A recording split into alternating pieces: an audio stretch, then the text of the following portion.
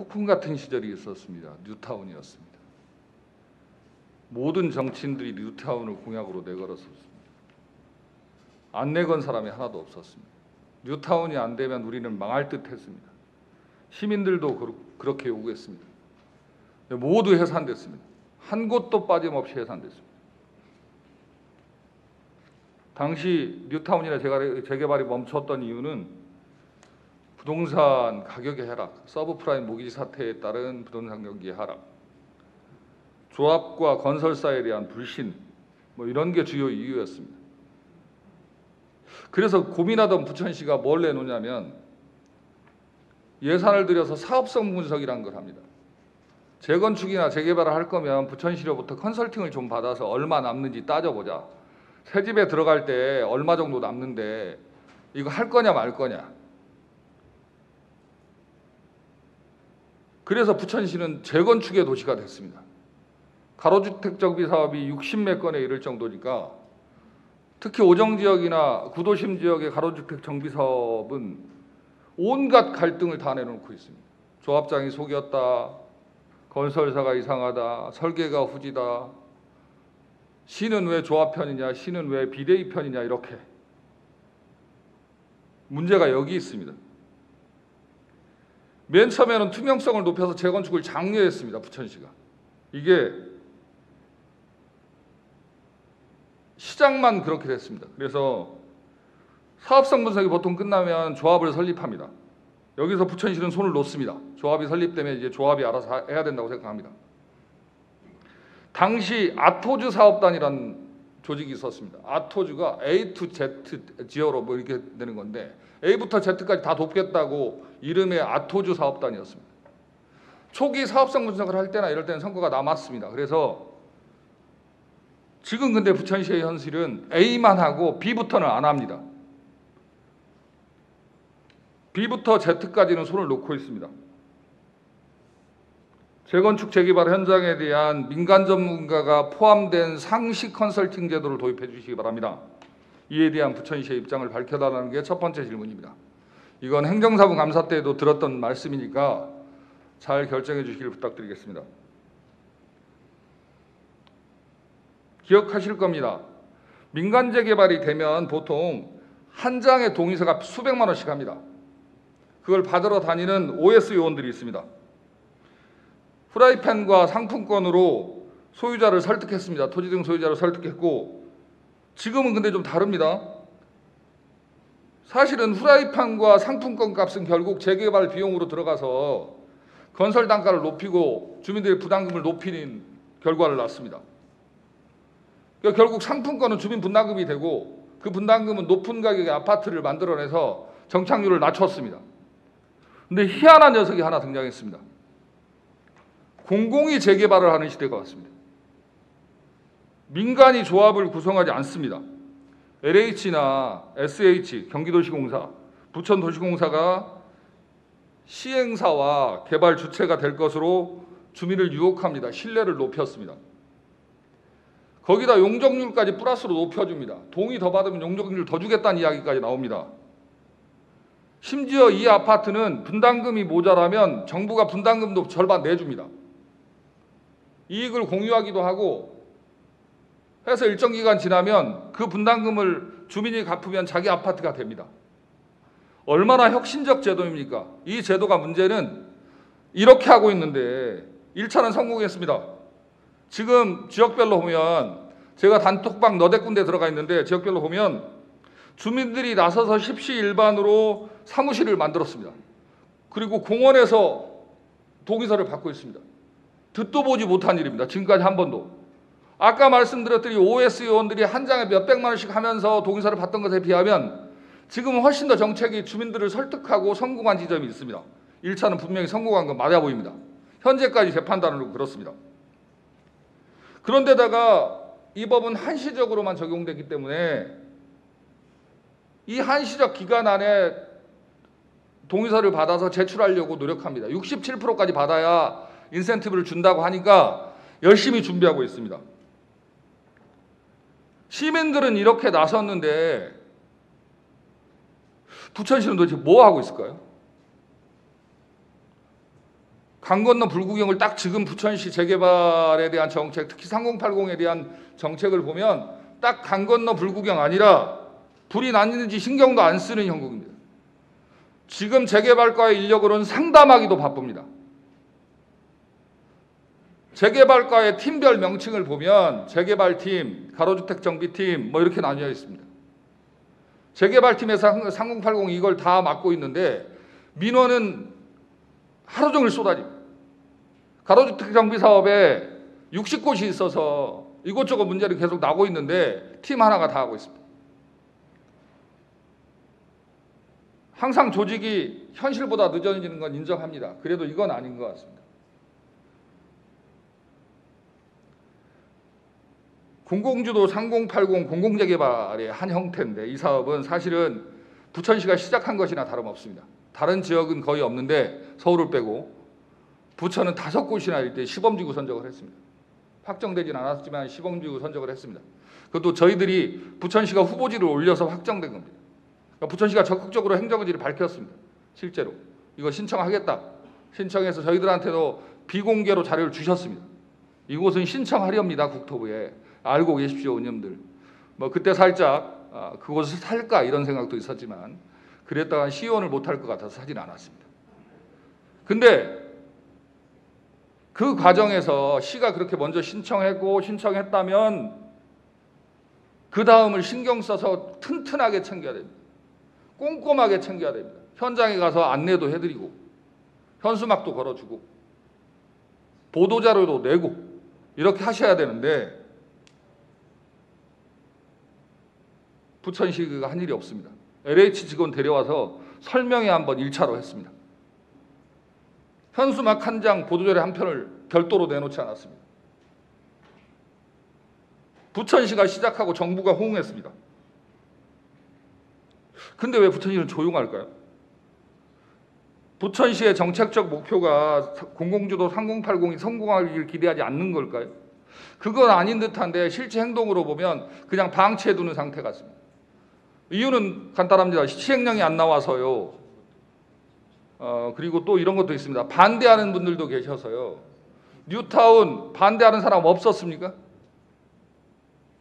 정책적 목표를 정했으면 그걸로 공급 정책을 정부가 부천시와 함께 결정했으면 신뢰를 높여서 동의를 높여서 일찍 정리할 수 있도록 도와주는 건 부천시의 의무에 해당하는 문제입니다. 반드시 의식 그렇게 하셔야 됩니다. 그 정책적 책임을 지는 사람들이 저희들 아닌가 싶습니다. 이에 대한 부천시의 입장을 명쾌히 밝혀주시기 바랍니다. 지금 자발적으로 추진하고 있는 분들이 다 계십니다. 그러면 그분들 모아서 현재 필요한 게 뭔지도 묻고 대책회의도 하고 이렇게 해서 갈 건지 말 건지 그리고 필요한 건 뭔지를 도와야 합니다. 원미 1동 같은 경우 어떤 주민 한 분이 소유자를 확인할 수 없으니까 건축물 대장을 800개를 뗐습니다. 800개를 떼서 일일이 변지별로 엑셀에 대입했습니다.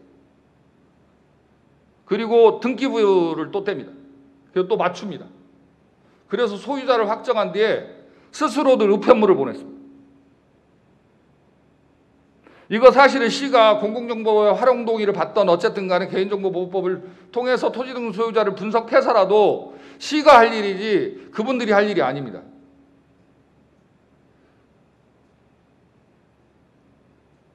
이것에 대한 세밀한 대책 내와 주시기 바랍니다. 모든 행정력을 동원해서라도 성공시켜야 합니다. 시민들의 요구가 그렇습니다. 이번 재개발은 분담금도 내주기 때문에 정부가 절반을 내주기 때문에 못 가시는 분들이 적습니다. 정착률도 무엇보다 높을 겁니다. 심지어 LH 사전 설명의 내용을 보셨으면 아시겠지만 도당 1-1구역 같은 재개발 정지 지역도 신청하면 해주겠다고 합니다. 왜냐하면 70% 동의를 받으면 50% 동의를 이미 넘기기 때문에 재개발 해산 요건에 맞습니다. 그럼 재개발이 해산된 것으로 보고라도 공공주택 재개발에 편입할 수 있습니다. 도당동은 20년째 그대로입니다.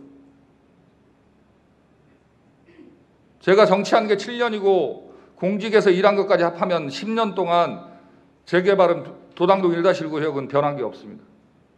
이에 대한 책임을 저와 여기 앉아 계신 공직자분들, 그리고 제가 부천시에 출입기자로 있을 때 7급으로 공채되시고 9급으로 건축직으로 공채되셨던 분들 모두 한결같이 같은 무게로 책임을 지셔야 합니다. 부인할 수 없습니다.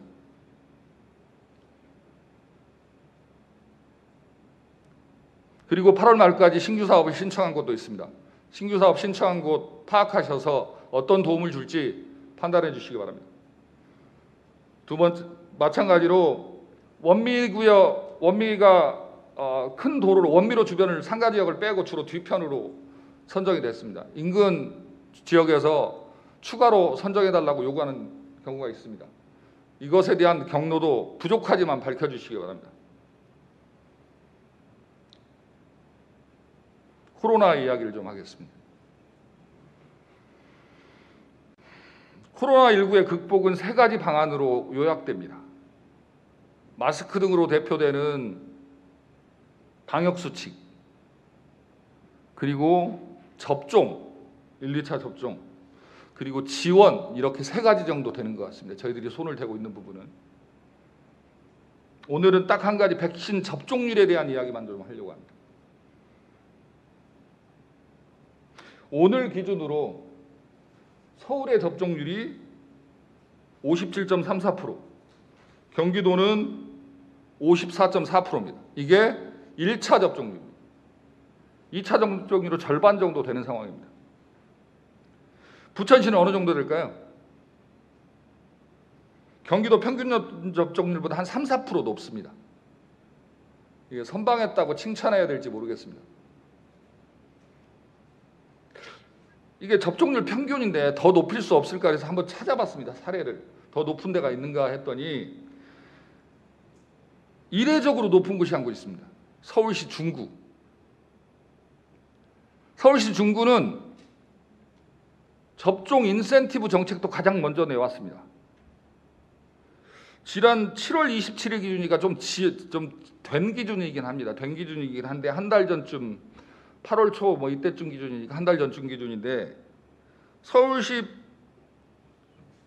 평균 접종률이 34.4%인데 서울 중구 접종률이 53.5%였습니다. 무려 20% 차이가 납니다.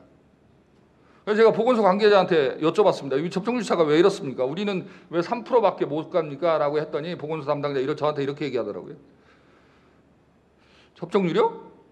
뭐 백신이 딸려서요. 사실은 종로구에 백신 딸리면 우리 백신 딸리면 종로구는 안 딸립니까? 이건 답이 아니죠. 실제로 답은 뭐였냐면 예약률이었습니다. 예약률. 누가 예약을 먼저 했냐에 따라 백신은 동일하게 전국이 같은 상황으로 보급되고 있었습니다. 그렇다면 예약률에 따른 보급률이면 저는 예약률을 높이면 백신 접종률은 높을 겁니다. 그럼 예약을 했는지 안 했는지를 다시 일일이 전화하거나 홍보하거나 해야 될 일이었습니다. 서울시 중구는 그걸 했습니다. 각 동 주민센터에서 각 지역 각의 시민들에게 전화해서 예약하셨냐고 묻고 안 했으면 어떻게 하고 대신 전화로도 콜센터처럼 해주고 했습니다.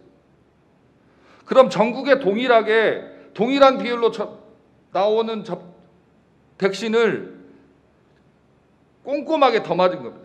지금은 아마 20, 30%도 앞서 있을 겁니다. 저도 고향에 코로나19 끝나고 한 번 갔다 왔는데요. 오지 말랍니다. 특히 부천이니까 더 오지 말랍니다. 제 고향 전북 구안군 위도면이라는 섬인데 지금까지 한 명도 코로나 환자가 없습니다. 굉장히 부담스럽게 다녀왔습니다.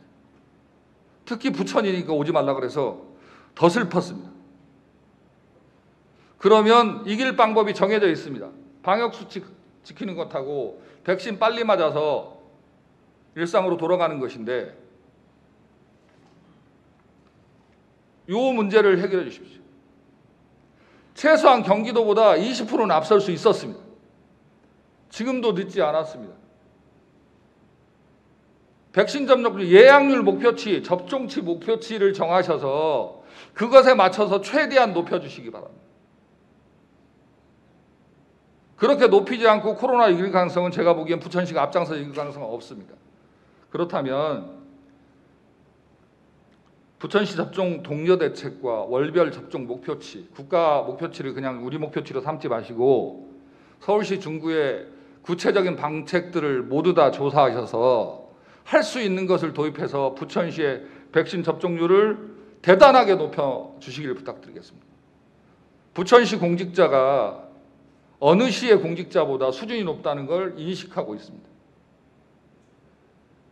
출입기자 시절에 다른 지자체를 가보면 벤치마킹은 부천시로였습니다. 그래서 다른 시도 출입할 때 이런 정책이 부천시 가면 그거 있어요. BIS요? 그거 부천시 가면 있어요. 이렇게 얘기할 때 굉장히 부천 시민으로서 자긍심을 느꼈습니다. 이것도 마찬가지라고 봅니다. 경기도에서 압도적 1위를 기록해 주시길 부탁드리겠습니다. 2,500의 공직자와 부천 시민의 자존심에 걸린 일이라고 봅니다. 더욱 세밀한 대책으로 부천 시민을 코로나에서 안정적으로 지켜내는 부천시 행정이 펼쳐지길 기대하겠습니다. 마무리하겠습니다. 고맙습니다.